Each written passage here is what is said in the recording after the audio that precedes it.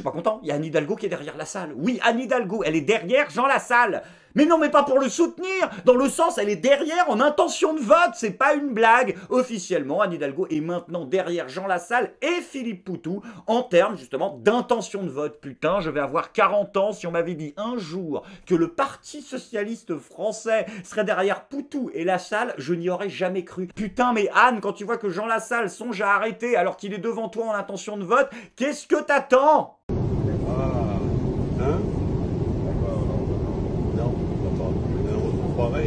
Tu vois là par exemple ce qu'il vient de faire Jean Lassalle, oui, de faire un bisou sur le front d'un mec parce qu'il lui a donné une tranche de calandos. Non mais c'est normal, les plateaux repas si tu veux au départ c'est pas configuré pour du Jean Lassalle, donc l'autre il demande du rab, il lui fait un bisou sur le front Jeannot. Bah là, il vient de faire plus pour un être humain que l'intégralité du Parti Socialiste ces 5 dernières années. Au bout d'un moment, tout s'explique. Tu mises sur quoi pour la remontada au bout d'un moment? Hein? Sur ces affiches de campagne? Ah, elles sont sorties, ça y est, officiellement? Ah bon, on va voir. Ouh là là! Oh putain! On dirait un croisement entre une pub pour de la lessive et une pub pour Polydent. Non mais sans déconner, on dirait que tu vas refourguer des appareils auditifs à des boomers. D'ailleurs, ils en auraient bien besoin, les fameux boomers de ces appareils auditifs, pour entendre toutes les conneries que tu racontes. Puis il faudrait songer à virer le photographe aussi, parce que c'est pas pensable un pif pareil. Heureusement que la campagne n'a pas eu lieu en 33, t'aurais eu encore moins de votes que maintenant. Alors oui, je sais, c'est dégueulasse, Valérie Pécresse elle est encore plus nulle que toi, et pourtant elle est à 17%, mais elle se remet un minimum en question. Elle pourrait même reprendre ses anciennes stratégies de communication, ce serait une bonne idée. Bah quoi? Je veux dire, à chaque fois qu'elle fait des phrases complètes, bah, elle perd des points dans les sondages. Donc peut-être qu'en faisant lettre par lettre, elle peut tenir jusqu'au second tour. Puis le vrai point fort de Valérie Pécresse, on va pas se mentir, c'est aussi le soutien et la qualité de sa base militante. Qui en paye le prix, parfois, du sacrifice ultime.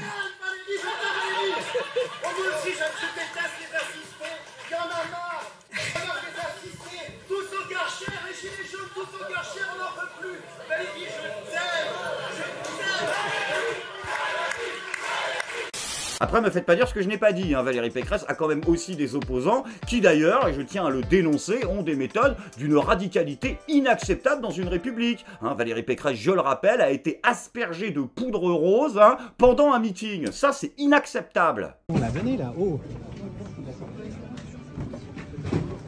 Qu'est-ce qui s'est passé? Oui, une sorte d'attaque. Ah bah monsieur Asselin, vous aussi. Et ben voilà, nous sommes baptisés. Ouais, alors attends, parce que là, elle est bizarre ta vidéo, hein. Bah, on le voit pas, le mec, jeter un truc, donc ça pue la fake news, hein. Bah, si ça se trouve, elle a juste éternué, Valou, c'est le make-up qui est ressorti. Bon, après, de toute façon, c'est pas très grave, hein. Alors, oui, c'est vrai, maintenant, les locaux sont dégueulasses, mais bon, Valou, pour elle, ça va pas être un problème. Rien de tel qu'une femme pour faire le ménage.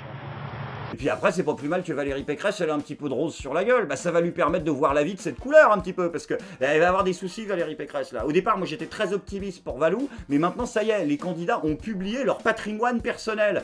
Ça va être léger, hein. Bah, elle a que 9 millions d'euros, Valérie Pécresse, donc ça va être ric-rac. Bah quoi, excuse-moi, 9 millions d'euros, oui, c'est beaucoup, mais attends, si tu regardes les dépenses aussi, parce que le budget maquillage, pour ressembler à quelque chose, le budget transport, bah oui, mais pour faire venir des quarantiers de faux électeurs camerounais à 2 € le plein d'essence, voilà, et puis bah, le budget orthophoniste, hein, pour pas ressembler à Valérie Le Mercier à chaque fois qu'elle ouvre la bouche, c'est possible qu'on soit léger. Commis du commerce, en pied d'immeuble, là où il n'y en avait plus. Après, attention Valérie, hein, il faut pas paniquer, je sais que t'as des fins de mois un petit peu difficiles en ce moment, mais les opportunités professionnelles, elles manquent pas, il y a plein de nouvelles opportunités d'emploi afin de mettre un peu plus de beurre dans les épinards. Regarde, tu viens d'en recevoir une il y a quelques jours. Bah si, il y a Emmanuel Macron qui a dit qu'il n'excluait pas de prendre Valérie Pécresse comme ministre s'il était élu. Donc du coup, elle a démenti automatiquement. Hein? Comment ça, elle a pas démenti? Mais qu'est-ce qu'elle a répondu? Qu'elle ne prendrait pas Emmanuel Macron comme ministre si elle est élue. Ouais. Ça commence à se voir le côté 20h02, Valérie. Après, il n'y a pas que ça non plus comme possibilité, Valou. Il y a aussi des opportunités dans le civil. Regarde, la quasi-totalité des ministres de ce gouvernement est en train de retrouver des emplois dans le civil. Cédric O, il a retrouvé, donc il a annoncé qu'il allait continuer sa carrière dans une entreprise du numérique, donc dans le civil. On a quoi? On a Benjamin Griveaux qui va travailler dans une entreprise chypriote. Bah si, bah t'as pas vu l'info? Il y a une entreprise chypriote qui a décidé de mettre en place des pauses quotidiennes masturbation de 30 minutes pour ses employés. L'autre, pour lui, c'est le boulot de sa vie. Sinon, l'autre sujet d'actualité en ce moment, vous le savez, bah, c'est toujours la guerre en Ukraine qui continue. Hein. Emmanuel Macron A s'est inquiété énormément de la dangerosité de ce conflit. Mais soyez rassurés, Emmanuel Macron B, lui, est très optimiste. Je suis inquiet, pessimiste, Emmanuel Macron, inquiet et pessimiste. Emmanuel Macron se dit pessimiste et inquiet. Inquiet et pessimiste. Il était inquiet, qu'il était pessimiste. Inquiet et pessimiste. Mais il a aussi fait une déclaration à la presse étrangère. You know, I'm definitely optimistic. Ah bah du coup, on préfère quand il parle en anglais, non? Je suis, you know, I'm pessimiste, optimistic. Manu, ça commence à se voir, la stratégie, on va terroriser le peuple pour se faire élire. Hein. Je veux dire, surtout que là, en plus, je veux dire, les deux questions ont été posées à très peu de temps d'intervalle. Il n'y a pas si longtemps que ça, t'attendais au moins quelques années avant de revenir sur tes engagements. Ce qui sortira de cette convention, je m'y engage, sera soumis sans filtre, soit au vote du Parlement, soit référendum, soit application réglementaire directe.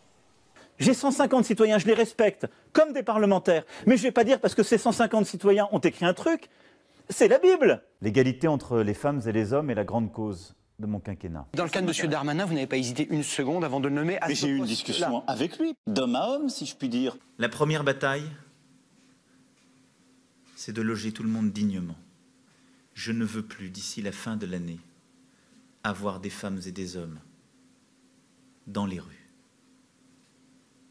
dans les bois ou perdus. Je n'ai pas dit en juillet 2017, et je n'ai pas pris d'engagement de campagne, d'avoir 0 SDF. J'entends beaucoup de gens qui disent ça.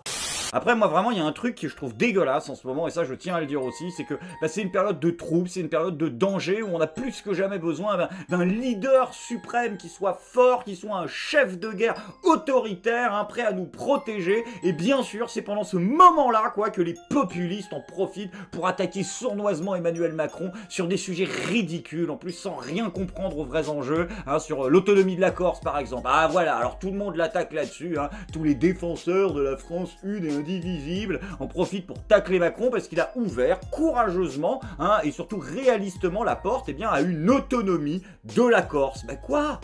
Je veux dire, faut arrêter avec votre France du passé. On peut aussi essayer de penser la politique en matière de win-win. Je veux dire, bah oui, mais c'est le win-win maintenant. Moi, je suis pas contre l'autonomie de la Corse, mais il faut voir ce qu'ils nous donnent en échange. Est-ce qu'ils acceptent de dissoudre les groupes terroristes? Est-ce qu'ils acceptent d'arrêter de vivre des subventions de la France? Est-ce qu'ils acceptent une réémigration de Marlène Schiappa? Mais oui, mais on peut négocier. Et l'autre sujet sur lequel les populistes attaquent, hein, c'est les cabinets de conseil. Alors là, hein, dès que notre gouvernement essaye de multiplier les avis dans un esprit pluraliste, hein, en faisant tourner le carnet de chèques, et ben là forcément ça attaque, hein, puisque ça y est, c'est le Sénat, hein, l'organe le plus conservateur de France, qui publie un rapport pour attaquer Macron sous prétexte qu'il aurait dépensé des millions d'euros en cabinet de conseil sur à peu près tous les sujets, hein, 300 millions d'euros à McKinsey, une facture totale de plus d'1 milliard, disent certains. Et alors, là aussi c'est du win-win, faut voir ce qu'on y gagne. Alors là tout le monde est en train de s'exciter parce que Macron aurait versé 4 millions d'euros à McKinsey pour avoir, eh bien, des conseils pour mettre en place la réforme des APL. Oui, mais combien elle a rapporté la réforme des APL que tu payes 4 millions? C'est ça aussi qu'il faut voir, hein? Elle a rapporté 4 millions. Oui, mais c'est... Non, parce qu'en fait, du coup, après les autres, ils payent des impôts, et donc, du coup, on récupère une partie de ces... D'accord, ils payent pas d'impôts, très bien, et j'ai tout essayé pour te défendre, Pause Caca, mais là, je peux plus. Au-delà de la crise sanitaire, une ministre a déclaré devant la commission d'enquête que le gouvernement n'avait, je cite, pas de position idéologique sur le recours aux consultants. Les cabinets de conseil sont toutefois intervenus sur la plupart des grandes réformes du quinquennat. La réforme de la formation professionnelle, la stratégie nationale de santé, la réforme de l'aide juridictionnelle, et cette liste n'est pas exhaustive. Les cabinets mettent à disposition de l'État une force de frappe, c'est-à-dire des dizaines de consultants qui peuvent répondre aux urgences d'un ministre. Ils peuvent produire en quelques jours des PowerPoint de plusieurs centaines de pages en allant puiser dans leur succursale aux États-Unis, en Suisse ou ailleurs. Même le baromètre de l'action publique voulu par le gouvernement pour évaluer l'impact de cette réforme a été créé par un cabinet de conseil, Capgemini, pour plus de 3 millions d'euros. Cela fait cher, le baromètre.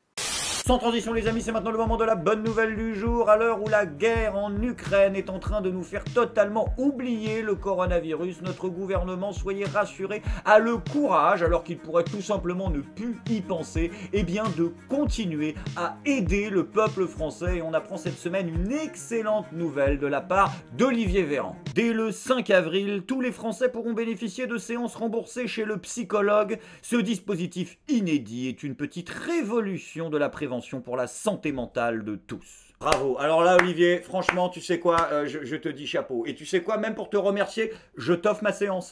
Si, parce que je pense que ceux qui ont vraiment besoin d'un examen psychiatrique, c'est vous, votre gouvernement, vraiment. Ah, je te jure, ça, moi, je dis, allez-y chez le psy. Ah non, moi, par contre, je suis très freudien, très psychiatre. Ce que je propose, l'enfermement. Je suis pas content.